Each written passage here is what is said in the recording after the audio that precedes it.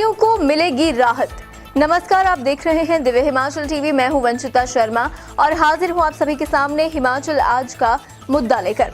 मंत्रिमंडल की बैठक टलने से मायूस कर्मचारियों को जयराम सरकार राहत देगी। सरकार कर्मचारियों और पेंशनरों को डीए का तोहफा दे सकती है। इतना ही नहीं, अब पुलिस पे बैंड करेक्शन फाइल भी ओके होने वाली है। वहीं ये हफ्ता कर्मचारियों के लिए खास होने वाला है। क्या होगा इस हफ्ते में और क्यों रहेगा ये खास, हम पहाड़ी में इसी पर चर्चा कर रहे हैं संजय अवस्थी और राजेश शर्मा। कर्मचारियों को मिलेगा डीए। जी, कर्मचारियों को मिलेगा डीए, ये हमारा सेगमेंट है आज का, जिसपे हम इस कार्यक्रम की शुरुआत यहीं से कर लेते हैं। अवस्थी जी, मंत्रिमंडल की बैठक टल गई, क्या लग रहा है? कर्मचारी उम्मीदों को झटका लगा है आज? इसे झटका तो नहीं बोल सकते, डिले हुई है एक प्रोसेस जो लगता था कि कल दोबारा शुरू हो रही थी। जी, मंत्रिमंडल की कल की प्रस्तावित बैठक कई कारणों से डिले हुई है। एक तो जो पिछला हफ्ता, ये जो हफ्ता बीत रहा है, जो आज खत्म हो रहा है, बिल्कुल, इसमें 2-3 छुट्टियां रही हैं, 3 छुट्टियां रही हैं। और दूसरा एक और जो कल्चर है वो है वीकेंड कल्चर, जो मस्ती का कल्चर है, वो भी सरकार की सही कई बार जो सरकार की जो कार्यप्रणाली है उसको प्रभावित कर जाता है। जी, जो हफ्ता समाप्त हो रहा है उसमें देखिए आप, अम्बेडकर जयंती रही, महावीर जयंती रही, बिल्कुल, हिमाचल दिवस रहा, गुड फ्राइडे रहा, संडे रहा, बैसाखी रही, कई मतलब ऐसे उत्सव थे। तो उत्सव का माहौल था। तो शायद सरकार के जितने भी संबंधित लोग हैं, जो कैबिनेट की जुड़े हुए विभाग हैं, वो तैयारी नहीं कर पाए हैं और इस कारण तैयारी नहीं होने से ये बैठक डिले हुई है। ये बैठक हफ्ता 10 दिन आगे खिसकी है। हफ्ता 10 दिन आगे खिसकी है, मतलब आपके कहने का मतलब है कि कर्मचारी उम्मीद रखें। जी बिल्कुल, उनके मसले अभी चले हैं,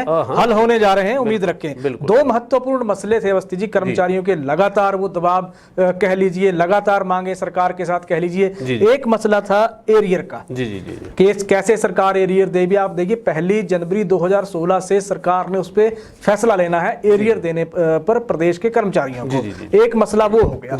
दूसरा मसला हो गया डीए का। केंद्र सरकार ने अपने कर्मचारियों को डीए दे दिया है। हिमाचल के कर्मचारियों को आस थी कि डीए मिल जाएगा, उस पे हुआ नहीं। अब क्या लगता है मसला ये लटक गया है या आने वाले दिनों में कर्मचारियों को डीए और एरियर दोनों की सौगात मिलने जा रही है? देखिए, सबको बहुत पॉजिटिव होना पड़ेगा, सकारात्मक होना पड़ेगा, क्योंकि ये चुनावी वर्ष है और चुनावी वर्ष मतलब आप मिड अप्रैल में हैं जी।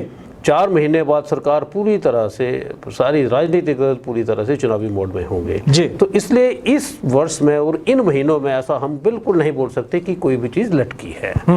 डिले हुई है जी, और डिले होने के कई कारण हैं। अब ओवरनाइट बहुत सी चीजें नहीं हो सकती है। सरकार की तैयारी है, फाइनेंस देखना है, व्यवस्था देखनी है, ओवरऑल पूरा बजट देखना है। इस कारण बहुत सी जो समस्याएं वो सामने आती हैं, इस कारण वो डिले हो सकती हैं। पर चुनावी वर्ष में सरकार ऐसा कोई रिस्क नहीं लेगी कि किसी भी मसले को खत्म कर दे, पेंडिंग कर दे, इतना पेंडिंग कर दे कि वो दोबारा उठाना मुश्किल हो जाए। तो ऐसा नहीं है। डीए भी मिलने वाला है, क्या बहुत जल्दी मिलने वाला है जी। एरियर भी मिलने वाला है और बहुत जल्दी मिलने वाला है। डीए भी मिलेगा और एरियर भी मिलेगा, बहुत जल्द मिलेगा। आपने कर्मचारियों की एक उम्मीद एक जता दी है, कर्मचारियों के एक हौसला एक तरह से दे दिया। दरअसल अवस्थी जी, कर्मचारी क्यों कह रहे हैं कि डीए दिया जाए, या कर्मचारी लगातार सरकार से क्यों मांग कर रहे हैं? 15 अप्रैल आप देखिए कि बहुत बड़ी उम्मीद थी। पहली बार इतिहास में यह हुआ है कि कर्मचारियों के लिए मुख्यमंत्री कह लीजिए, किसी भी मुख्यमंत्री ने, वर्तमान मुख्यमंत्री की बात करें तो जयराम ठाकुर ने कोई ऐलान नहीं किया कर्मचारियों के लिए। केंद्रीय कर्मचारियों को एक तो 7th पे कमीशन मिल रहा है। आप ये देखिए 3% उनको महंगाई भत्ता भी केंद्र सरकार ने दे दिया है। 3%। अब ये जो 3 महीने का उनको एरियर भी मिलने जा रहा है, जो मई में सैलरी क्रेडिट होगी, तो वो कर्मचारी तो लाभ में है। उसकी तुलना में अगर हिमाचल प्रदेश के कर्मचारियों को देखते हैं तो कर्मचारी ये कह रहे हैं कि हमें तो घाटा हो रहा है इससे। तो सरकार इस घाटे की खाई को दूर करने में प्रयास करे, इसलिए ये डीए का दबाव बनाया जा रहा है। डीए जब भी मिलेगा एरियर के साथ मिलेगा। एरियर मोस्टली सरकारें, प्रदेश सरकारें कैश में नहीं देती हैं, वो पीएफ जमा करवा देती है। बिल्कुल, पर ऐसा नहीं है कि सरकारी खजाने का कोई भी पैसा किसी भी कर्मचारी के हक का होगा वो डूबेगा, वो मिलेगा। उनको विश्वास करना चाहिए, उनको थोड़ा सा इंतजार करना चाहिए। बिल्कुल। बात आउटसोर्स कर्मियों की कर लेते हैं अवस्थी जी। कल आप देखिए कि 15 अप्रैल को वो बड़े इंतजार में थे कि उनके लिए कुछ सकारात्मक एक मुख्यमंत्री जयराम ठाकुर पॉलिसी लेकर आएंगे। फैसला वहां नहीं हुआ पॉलिसी पे। हालांकि सरकार ने जो दलील पहले दी थी उसमें यह कहा गया था कि सब कमेटी के पास सुझाव नहीं आए हैं, सब कमेटी के पास मांगों का एक मसौदा नहीं आया था आउटसोर्स कर्मचारियों का।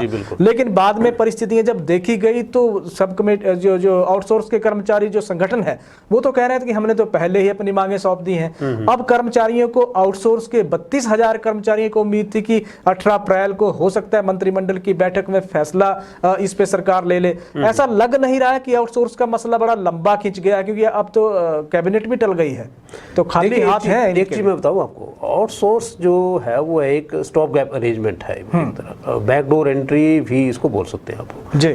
अब आउटसोर्स जो था वो सरकार ने कर्मचारी खुद तो तैनात नहीं किए थे, खुद हायर नहीं किए थे, वो डिफरेंट कंपनियों के माध्यम से वो हायर किए गए थे जी। अब मसला ये है कि सरकारी विभाग में जब कोई भी तैनाती, वो चाहे आउटसोर्स हो, सीधे दरवाजे से हो, उल्टे दरवाजे से हो, पिछले दरवाजे से हो, वो सरकार के लिए बोझ बन जाती है, समस्या बन जाती है। और आउटसोर्स कर्मचारियों का मसला भी ऐसा ही है। बहुत हजार है, बहुत भारी संख्या, 30,000 से ज्यादा आउटसोर्स कर्मचारी हैं। तो इनके लिए नीति जो सरकार बड़े दिन से बोल रही है कि उनके लिए एक अच्छी नीति हम बना रहे हैं। बिल्कुल सुझाव भी मांगे थे, जो स्पेशल कमेटी गठित हुई है।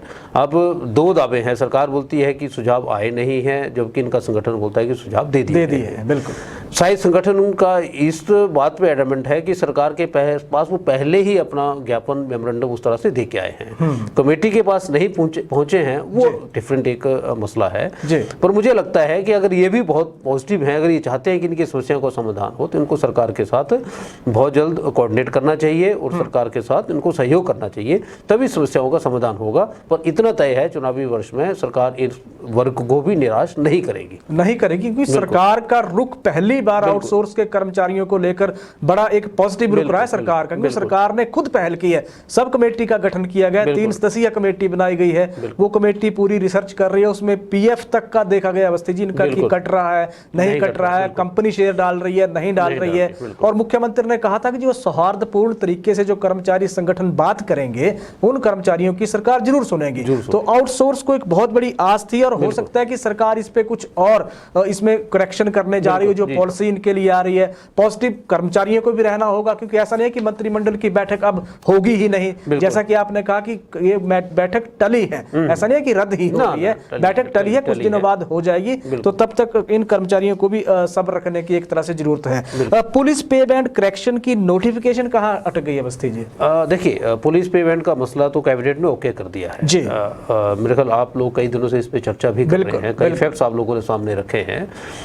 मसला एक तरह से गंभीर भी है, मतलब किसी भी तरह की वेतन विसंगति जो है वो कर्मचारियों की कार्यक्षमता को प्रभावित करती है। और पुलिस तो एक बहुत बड़ी वर्किंग फोर्स है, जिसके पास सारे कानून व्यवस्था का जिम्मा है। अगर वही अगर निराश होंगे तो वो अपनी सेवाएं कितनी बेहतर दे पाएंगे, वो एक सोचने वाली बात है।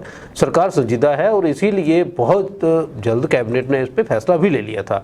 अब वो फैसला जो था वो ले लिया गया है, लेकिन उसको इम्प्लीमेंट करना है। तो इम्प्लीमेंट अगर करना है तो उसके लिए फाइनेंस की व्यवस्था करनी है, और फाइनेंस के पास वो ये मसला जा चुका है। फाइनेंस की व्यवस्था हो रही है और बहुत शीघ्र पेमेंट का मसला भी मुझे लग रहा है कि आने वाले दिनों में हल होता दिख रहा है। बिल्कुल। हालांकि इसमें जो समस्या ये भी बताई जा रही है कि जितने भी कर्मचारी हैं, पुलिस कर्मचारी हैं, जिनकी वेतन विसंगति है, लगभग 5500 के आसपास है, तो उन सबकी वेतन विसंगति दूर नहीं हो रही है। पुलिस पेमेंट की जो समस्या है वो सबकी दूर नहीं हो रही है।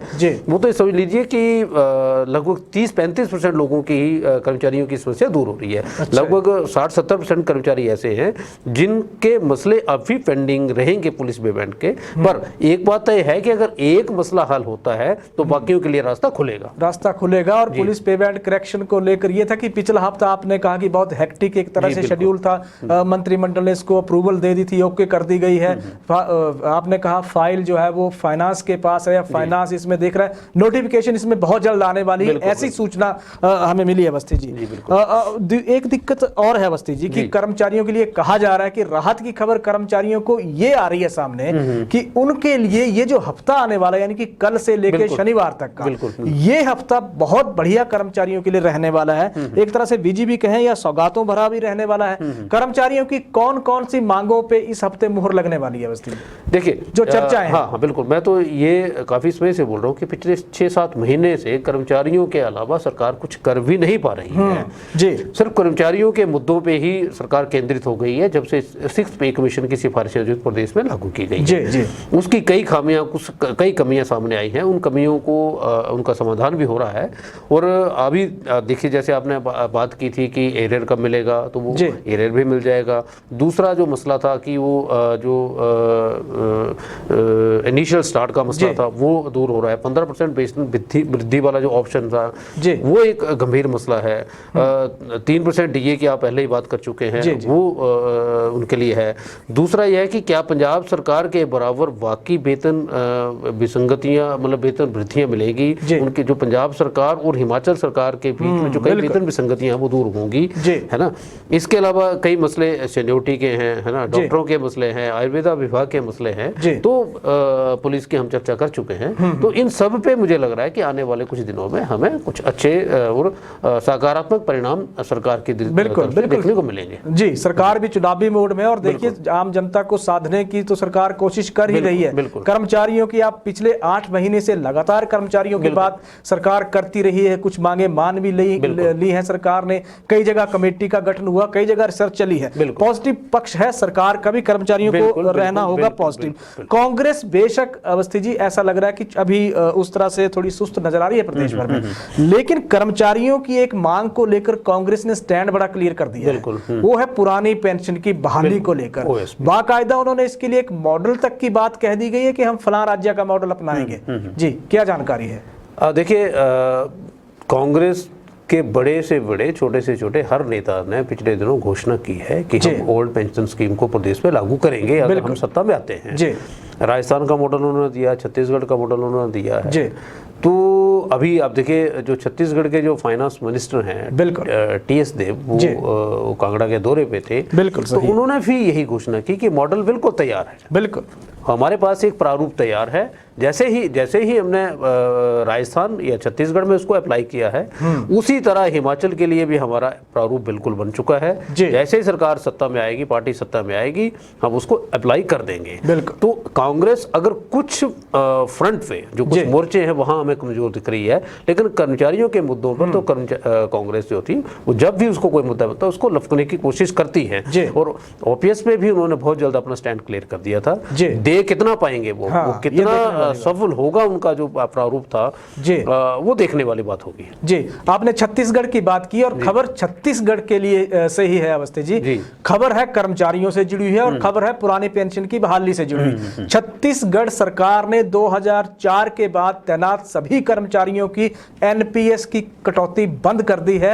हर कर्मचारी का जीपीएफ का अकाउंट खोल दिया है छत्तीसगढ़ सरकार ने, और पैसा वहां ट्रांसफर करने की प्रक्रिया एनपीएस अकाउंट से शुरू हो गई है। तो राजस्थान ने पहले कर दिखाया है, छत्तीसगढ़ दूसरा राज्य था, झारखंड तीसरा राज्य है, कांग्रेस शासित प्रदेश है जहां की सरकारों ने इस तरह के कदम उठाए हैं पुरानी पेंशन की बहाली करके। मंत्रिमंडल की बैठक ही नहीं टली अवस्थी जी, कुछ उम्मीदें भी थी, चाहे हम युवा वर्ग की बात कर लें, चाहे उन बेरोजगारों की बात कर लें जो लगातार सरकार से मांग करते रहे। एनटीटी की अध्यापिकाएं या एनटीटी के प्रशिक्षु जितने भी थे वो ये कह रहे हैं कि अरसे से एनटीटी की भर्तियां हुई नहीं है। वहां उनको मंत्रिमंडल की मीटिंग से आस थी, वो मंत्रिमंडल की बैठक फिलहाल टल गई है। बेरोजगारी के तो मसले बहुत हैं। जी बिल्कुल, बेरोजगारी के तो मसले बहुत हैं और सरकार ने खुद स्वीकार किया है कि पिछले वित्त वर्ष में जितनी नौकरियां प्रस्तावित थी उतनी नौकरियां सरकार दे नहीं पाई है। जी जी। तो इस वित्त वर्ष के लिए वो एजेंडे रखे गए हैं, पर इस वित्त वर्ष में सरकार के पास समय कम, समय दिक्कत वही है, समय की दिक्कत है। समय के भीतर वो उतनी नियुक्तियां कर पाएगी,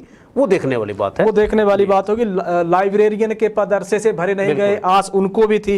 इसके अलावा भाषा अध्यापकों की बात कर लें, कई जिलों में तैनाती मिल गई भाषा अध्यापकों को, कई जगह तैनाती लटकी हुई है, सरकार ने उस पर फैसला लेना था, वो भी एक तरह से मैटर डिले हो गया। टीजीटी भर्ती की प्रक्रिया आप देखिए, उनको अपॉइंटमेंट मिलनी थी, वो अपॉइंटमेंट को लेकर भी अभी तक फैसला कोई आया नहीं है। जेई की बात कर लें तो जेई के, अच्छा मैकेनिकल की बात कर लें, सिविल की बात कर लें, लंबे अरसे से उनके पद निकले नहीं है। तो मंत्रिमंडल की बैठक से सिर्फ कर्मचारी ही नहीं, आम आदमी से लेकर युवा वर्ग, हर तबका राहत की आस लगा के बैठता है सरकार से। तो मंत्रिमंडल की बैठक जैसा आपने कहा कि भी होगी आने वाले दिनों में, इसका सरकार इसकी डेट तय करने वाली है, तो तब तक सब्र रखना होगा।